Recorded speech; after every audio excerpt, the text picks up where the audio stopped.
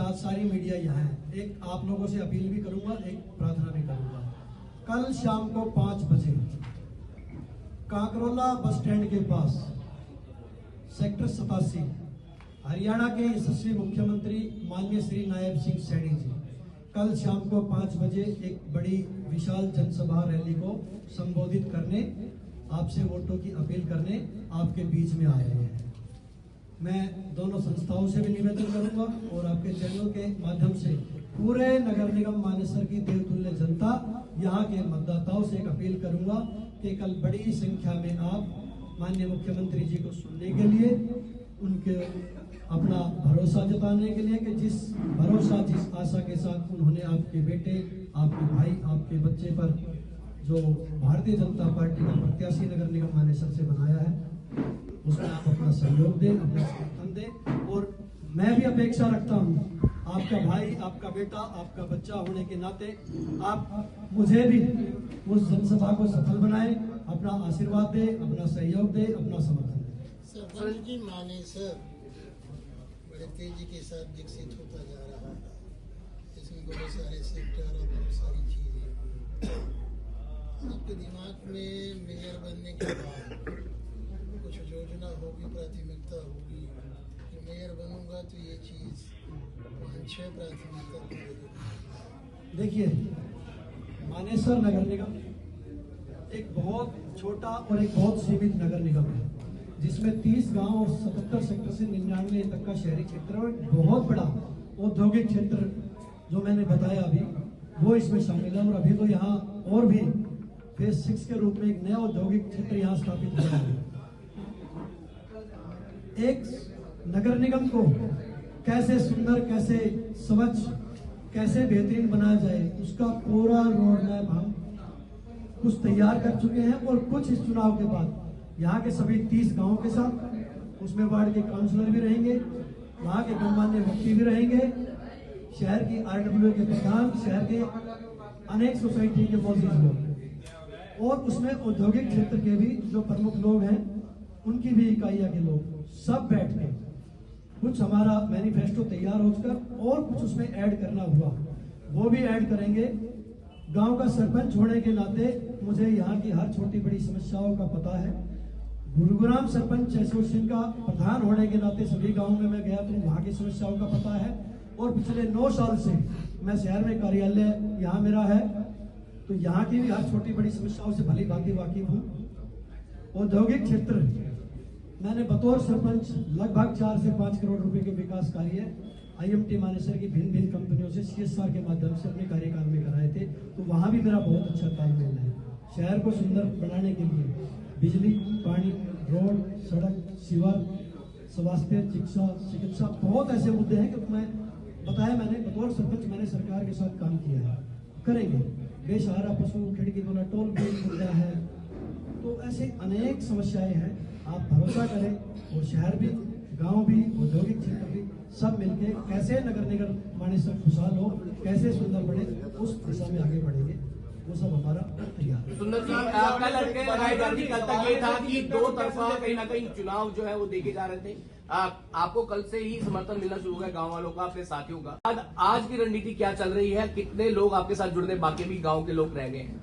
देखिए, जिस तरीके से देश में माननीय मोदी जी के नेतृत्व पर भरोसा है, हरियाणा में माननीय नायब सिंह सैनी जी के नेतृत्व पर भरोसा है, उसी तरह से नगर निगम मानेसर में कमल के फूल पर भरोसा है। मानेसर की जनता को आप क्या?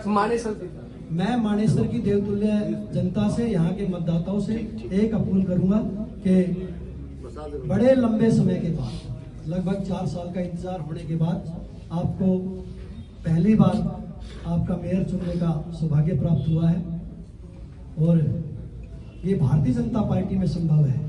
मैं बड़े गर्व से मैंने हर कार्यक्रम में कह रहा हूँ, मेरे पिताजी ने 30 साल दूध बेचने का काम किया है, यहाँ से साइकिल से गढ़ी अरसू और वहाँ से फिर दिल्ली ट्रेन से। एक दूध बेचने वाले का बेटा भारतीय जनता पार्टी से मेयर का प्रत्याशी हो सकता है, बाकी देश की किसी पार्टी में उसको। मैं नगर निगम मानेसर की देवतुल्य मतदाताओं से, यहाँ से जनता से एक ही अपील करता हूँ, एक चुने नेक चुने, एक चुने एक चुने।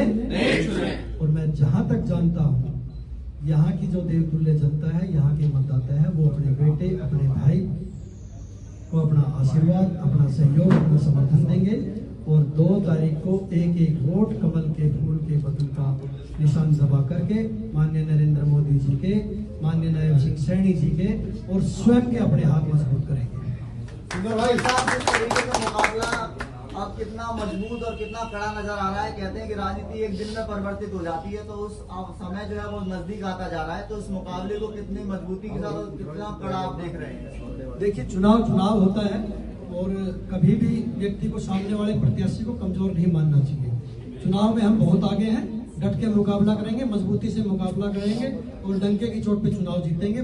कमल का फूल मैंने बताया, 10 नगर निगम के चुनाव हैं और अगर सबसे पहले अगर किसी की जीत होगी, सबसे पहले अगर किसी की मिठाई खिलाई जाएगी तो उन 10 नगर निगम में सबसे पहला नगर निगम मानेसर होगा। 2020 में नगर निगम बना, गांव का करोड़ों रुपए का फंड भी नगर निगम में आया, पंचायतों का। आप खुद मान रहे हैं कि मानेसर में समस्याएं तो है, सड़कें भी नहीं है, आवारा पशु सड़कों।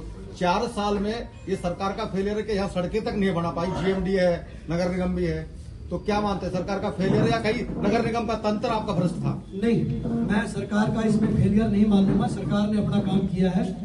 यहाँ लोकल बॉडी के, जब शहर को अपनी छोटी सरकार नहीं मिली, चुनी हुई, तो ये दुर्भाग्य है, नगर निगम के चुनाव नहीं होना रहा। वो सबसे बड़ा कारण रहा, लेकिन सौभाग्य से वो दिन आ गया है। आप लोग तो नहीं थे? नहीं, हम लोग थे, हमारे हाथ में नहीं था, हमें प्रमाणित करने की पावर थी, उससे ज्यादा हम कुछ नहीं करते। 23 दिसंबर 2020 को जिस दिन नगर निगम मानेसर का नोटिफिकेशन हुआ, उस दिन हमारी सारी शक्तियां नगर निगम के अधिकारियों के पास चली गई थी। किसी के पास कोई पावर नहीं थी, हमें सबसे प्रमाणित कर सकते थे। बाकी फाइनेंशियल जो शक्तियां थी वो सारी नगर निगम के अधिकारियों के पास चलेगी, तो नगर निगम के अधिकारी सही तरीके से अपना काम नहीं कर पाए, मैं इस बात को स्वीकार करता हूँ। लेकिन अब चुनाव हो जाएंगे, शहर को अपनी छोटी सरकार मिल जाएगी, वार्ड के काउंसलर मिल जाएंगे 20 और एक मेयर मिल जाएगा एक वार्ड के काउंसलर के लिए। एक बहुत सीमित दायरा है और हर व्यक्ति उस तक पहुंच सकता है और इनका मेयर तो इनके बीच में है, वो तो 24 घंटे पिछले 8-9 सालों से इनके बीच में रहा है। तो हम ऐसा मानते हैं कि छोटे छोटे काम है, जो ये गड्ढे भरने के हैं या जो बेसहारा पशु हैं, इस तरीके की जो व्यवस्थाएं हैं, उनको हमारा प्रयास रहेगा कि प्रथम 100 दिन में और उसके बाद जो बड़े काम है 1.5 से 2 साल में। हम ऐसा मान रहे हैं नगर निगम मानेसर देश के बेहतरीन नगर निगम में से एक हो, उस विषय में सभी मिलकर काम करेंगे और 1.5 से 2 साल में आपको अमूल चूल परिवर्तन नगर निगम मानेसर में देखने को मिलेगा। साहब, हमारे नरवीर जी ने भी उल्लेख किया था, यहाँ गैंगस्टर की भी प्रॉब्लम है, बिल्डर जमीनों को भी हड़प रहे हैं, कैसे सुलझेगी? देखिए, लोकतंत्र है, लोकतंत्र के इस महापर्व में चुनाव लड़ने का अधिकार सभी को है। सब चुनाव लड़ेंगे, कोई किसी भी प्रवृत्ति के लोग चुनाव लड़े, लेकिन यहाँ की जनता, यहाँ के तुल्य मतदाता अपना मन बना चुके हैं। लोकसभा के चुनाव में आपने देखा होगा, विधानसभा के चुनाव में आपने देखा होगा, यहाँ सिर्फ और सिर्फ भारतीय जनता पार्टी नरेंद्र मोदी जी के नेतृत्व पर, नायब सिंह सैनी जी के नेतृत्व पर और नगर निगम मानेसर में कमल के फूल के नेतृत्व पर यहाँ चुनाव लड़ा जा रहा है। एक तरफा माहौल भारतीय जनता पार्टी के प्रत्याशी के पक्ष में है। 100% कमल का फूल नगर निगम मानेसर में खिल रहा है, बिल्कुल आपको दावे के साथ। सुंदर भाई, एक सवाल और, क्या पूरी भाजपा मानेसर में एकजुट होकर चुनाव लड़ रही है?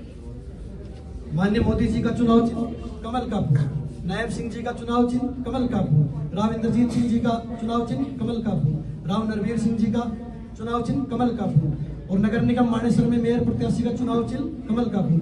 जब सबके चुनाव चिन्ह एक है तो फिर ये विषय कहां से आ गया कि सारी मजबूत भारतीय जनता पार्टी, चाहे वार्ड के चुनाव हो, चाहे मेयर का चुनाव हो, चाहे विधानसभा का चुनाव हो, चाहे लोकसभा का चुनाव हो, पूरी मजबूती के साथ एक साथ मिलकर लड़ती है और पूरे ताकत के साथ हम चुनाव लड़ेंगे। हमारे सभी नेता, कल मुख्यमंत्री जी की बड़ी जनसभा है, उसमें आप मंच पे देखेंगे, हमारे सभी दिग्गज नेता उस मंच पे रहेंगे। आपको आपके सवाल का जवाब वहां भी मिल जाएगा। वैसे मैंने दे दिया, भारतीय जनता पार्टी एक थी, एक है, एक रहेगी। माननीय मोदी जी के नेतृत्व में थी, मोदी के नेतृत्व में रहेगी। विकसित भारत, विकसित हरियाणा के साथ नगर निगम विकसित कैसे, नगर निगम मानेसर कैसे विकसित बने, उस लक्ष्य पे आगे बढ़ना है। सरपंच जी, अब आपके सवाल का ही मैं